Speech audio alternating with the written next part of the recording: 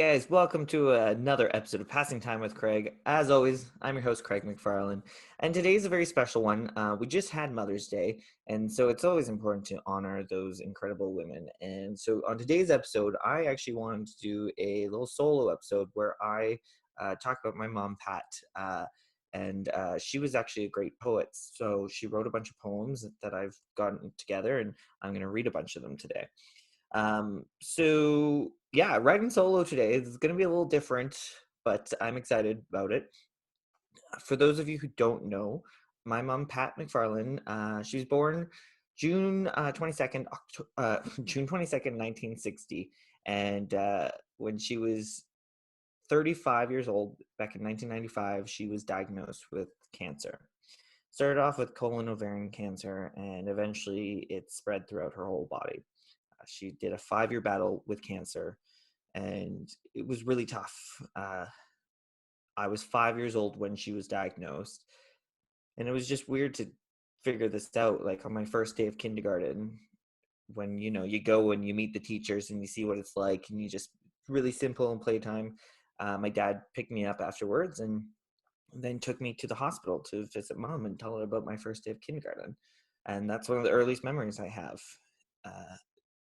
So it was really tough growing up with that and seeing her in a lot of pain. She was very bedridden for most of my childhood, dealing with all kinds of complications. She'd have it, she'd be cleared, and all of a sudden it would come back, and it would just kind of come back more aggressive each time.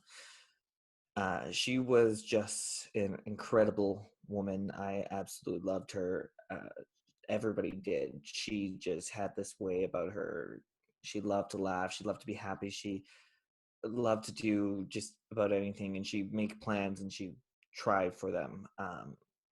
One of the things she did is she made some list of things she wanted to do before she passed away, and she wanted to make it to 40, which she did.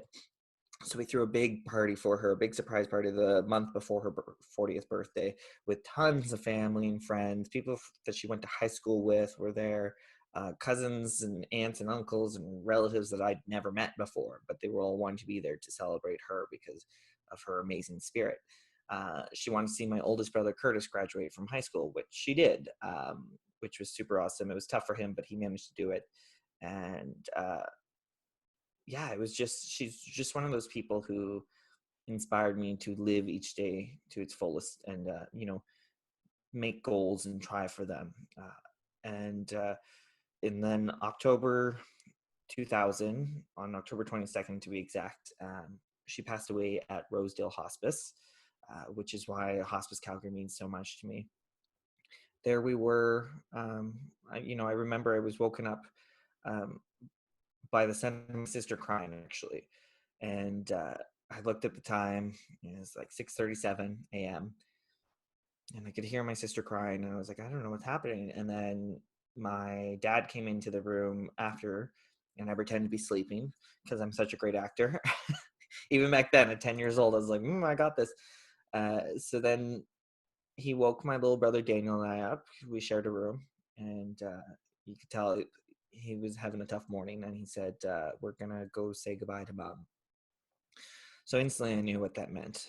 I kind of sensed something when I could hear my sister crying and my dad was going to come into my room. So he left, and Daniel and I started getting changed. And Daniel was 8 years old. I was 10 years old. And he said that he couldn't wait to go see mom. And I, knowing what I knew, decided to tell him that we were going to go say goodbye to mom, which meant that she was dying. And it was really tough. So then we went upstairs, and sure enough, my dad told us. And I think I was in shock still because I couldn't actually cry, but I pretended to. So I went and, like, I think it was my brother Topher. I went and hugged him and made kind of like, sobbing noises, but I just wasn't able to cry yet. And so we went to Rosedale. It was just a very quiet morning. I mean, it was early on I think it was a Sunday. Yeah, it was a Sunday morning. So there was like nobody on the roads at this point. And we get there, and then that's when it started to hit. Like, we're in the hospice, which is such a it's a home, so it doesn't feel like a hospital. But then you get to the rooms. It was this tiny room that we were in, and throughout the day we had up to like 35 people into this room at once, and we're talking a tiny, like, normal size little bedroom. And mom was in a coma, but she was still holding on. So we were there. We had aunts and uncles, cousins. We just spent the day, and the hospice staff was amazing and just let us do our own thing. Because there's small kids. There's my younger brother was there, who's 8, and then there was kids from 8 to 18. We ordered Peter's Drive-In, had some of that, and just spent the day together, reminiscing, remembering mom. And then we gathered in her room all together because we knew it was nearing the end. And at 6:37 p.m., weirdly enough, like 12 hours after I'd woken up, the room fell silent and she passed away. She took her last breath, and that was it. And it was just a bunch of sobs, and it was surreal. Like, it didn't make sense. Like, I'd spent the past 10 hours or so watching her just sleeping, nothing waking her up. And that was when life changed for me and my siblings. Now we were kids who had a dead mom, to put it bluntly. It was tough for a while. I definitely had some issues come from it, a fear of loss. I lost other relatives as I grew up as well, obviously, but losing her was really tough. But it helped me grow to be who I am, because I want to make her proud every single day. She was such an incredible woman, just full of life and just so happy. And eventually, things got easier. Growing up for a long time, I never told anybody that she was deceased. People would ask about, oh, what does your mom do? I'd be like, oh, not much really. Make up excuses not to say that she's passed away, because it's awkward. People become uncomfortable when you have to say that, no matter how old you are, no matter what the situation is. As I go on dates and talk with guys now, it's like, oh, and are you close with your parents? And I have to be like, oh, well, yeah, my dad's awesome, and sadly my mom passed away. And then it's just like instantly like mood killer. Probably bad choice to say killer. But this is who I am. I make jokes. You got to find the humor, you got to laugh. And so she's such an incredible woman.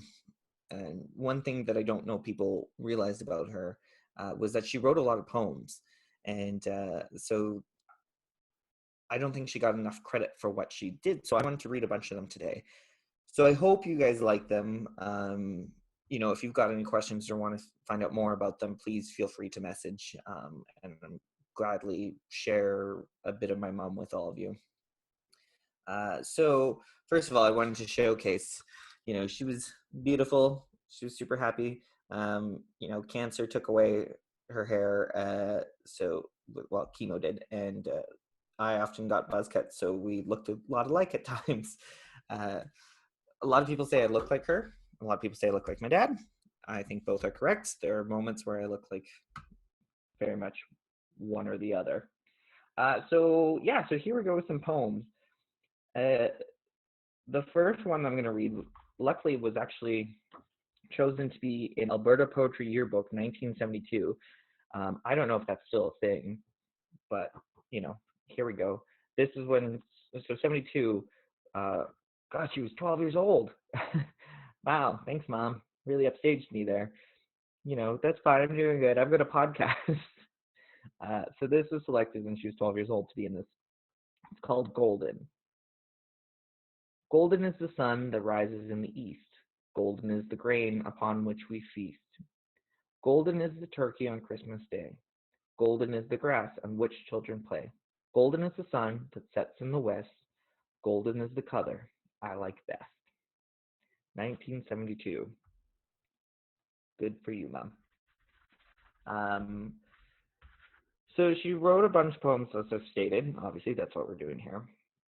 And most of them were written before any of us were born. So my brother Topher very kindly made us this little like arts and crafts thing. More than that, I guess it's like a shadow box frame, and he used some of Mom's wedding dress in it, and he found a couple poems that he felt speak to each of them. So these were a couple that he found that he thought were almost as if they were written for me. Don't rush through life without taking time to smile. Remember, we are only here for a while. Make a new friend every day and be sure to throw your smiles away. Don't keep them in a pocket for some special time, because unless they are shared, they're not worth a dime. June 18th, 1981. Um, and that's who she was. She loved to smile. You know, she was there for people. She wanted to make sure people were happy, and it's true. If you meet people, showcase that you smile and you're happy, and it goes a long way.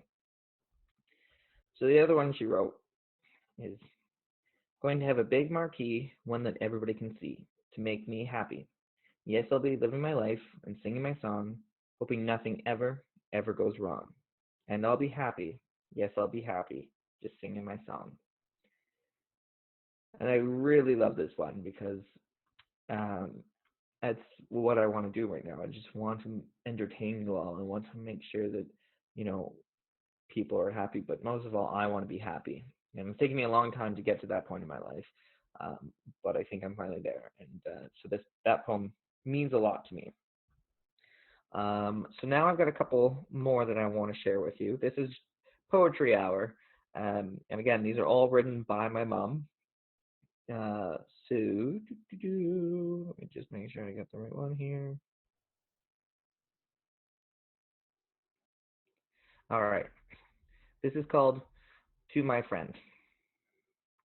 Why do I walk down the road of loneliness with no one to hold my hand? Why do I stop on the empty beach to scratch your name in the sand?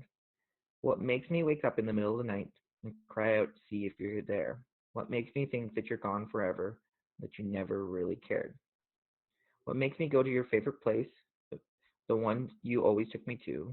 What makes me cry for days and days when there's nothing better to do? What makes me hope and pray each day that you'll come back to me? What gives me strength to carry on? What do I refuse to see? Why do I hurt so much inside when I knew someday you'd be gone?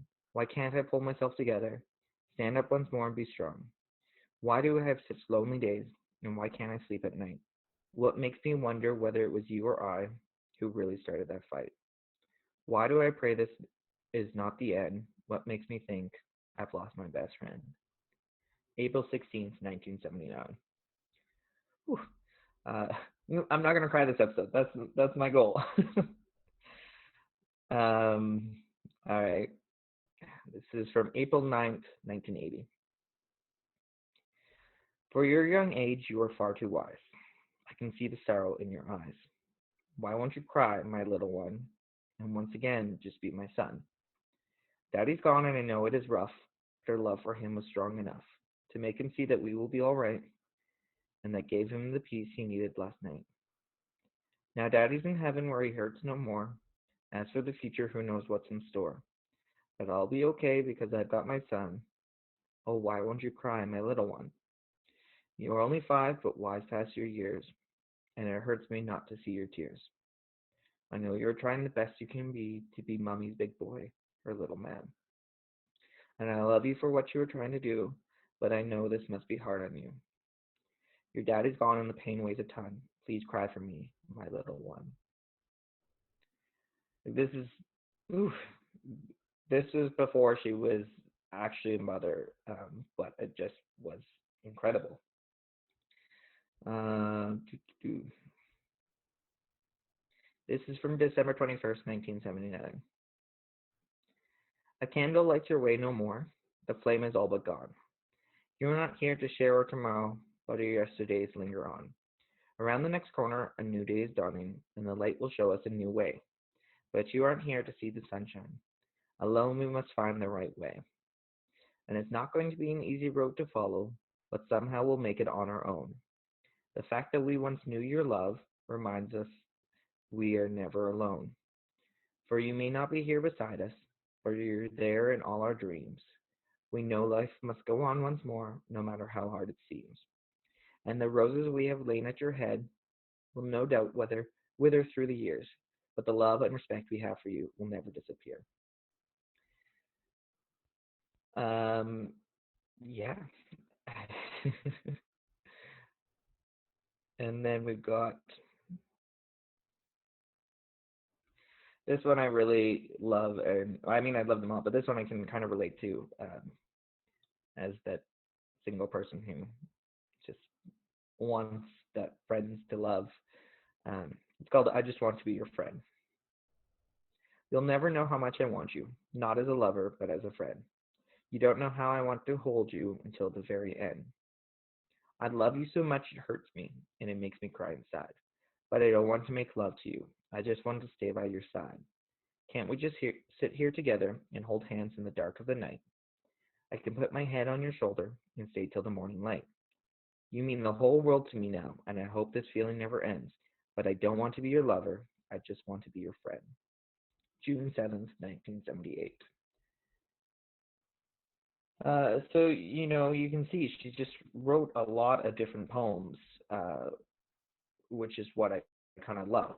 Um, there's a lot of sadness in them, and this is one of the things that I kind of am upset about is that I lost her so young that I don't fully know who she was as a person.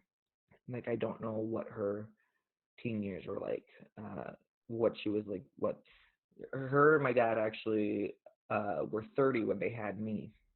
So I would love to find out what she was like at this point. Mind you, I was her fourth kid when she turned 40 or turned 30, but you know, I'm sure we have some similarities.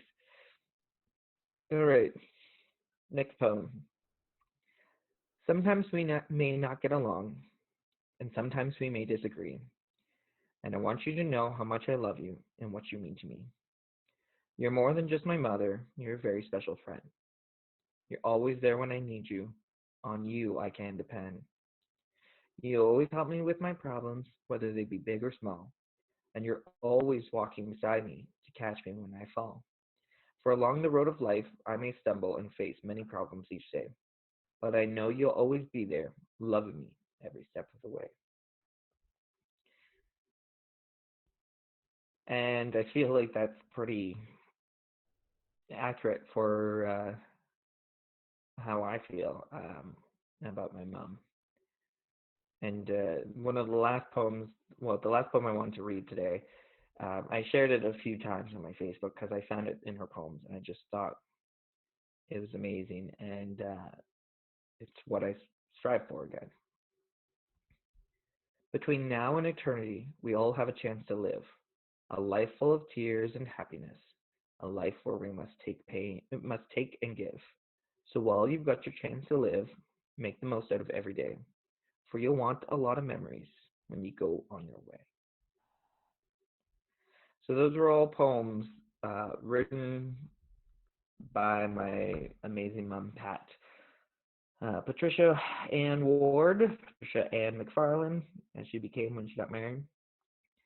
Uh, you know, she had so much strength because she was in a lot of pain, but she wanted to be there for us five kids so many times.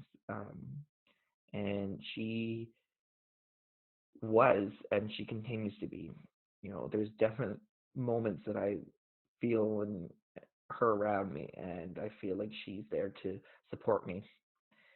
And I think she'd be pretty happy with how we're all doing. I hear that enough from people, which is awesome. But I kind of wish that I could hear it from her, and that's the downfall to it. Is you don't always get to appreciate someone until they're gone. So, this Mother's Day, honoring of my mom, Pat. Uh, this episode, I want to, reiterate to people the importance of acknowledging what someone means to you when you can do so. And I felt this was appropriate during what's going on in the world right now because it's tough for a lot of people. A lot of people yesterday, this Mother's Day was the first time that they couldn't actually go see their mothers because of circumstances in the world. So you don't know when the last time you're going to see somebody. Uh, I had a sleepover on Friday night of the weekend that my mom passed away. And on Saturday morning, my mom wasn't feeling good, so they were taking her to the hospital. And I was playing games with my friend. And because I had my friend over and I was playing, I barely acknowledged my mom's goodbye. I didn't go give her a big hug goodbye. I didn't say I love you. It's bye, mom. Because after 5 years, I kind of assumed that she would be coming back, and I wanted to save face in front of my friend. And so now I don't get to have that back. And so I don't want others to feel that way. So acknowledge them, whether it's your parent or your spouse or your siblings or a very good friend. Let them know that you love them because it's so important. And let them know that you're there for them. Um, and just bring joy to people that matter to you. It's one of the lessons that I've learned, and I just wanted to share this all with you. So I thank you guys for listening or watching this very special episode of Passing Time with Craig. So I hope you all have a good day, a good week, good year, a good life. Let those around you know what they mean to you. And if you ever need anything, please reach out to us at Passing Time with Craig. And have a great one, guys, and we'll chat soon.